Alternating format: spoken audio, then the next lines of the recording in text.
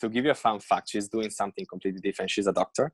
Mm-hmm. And we start dating during the MBA, actually. And I was doing my internship in a private equity, which was a mid-cap. So lifestyle was quite relaxed for a consultant or banker perspective. So I ended up like a 9 or so.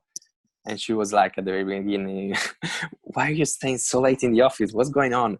And I was supposed to start in IBD a few months later. I say, oh my God, this is going to be hard.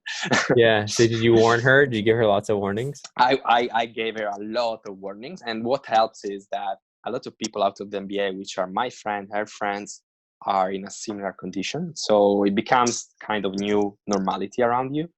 But the suggestion there is to involve your partner in everything. Of course, you don't have time anymore to split friends, partner, family. So you need to be able to manage everything at the same time.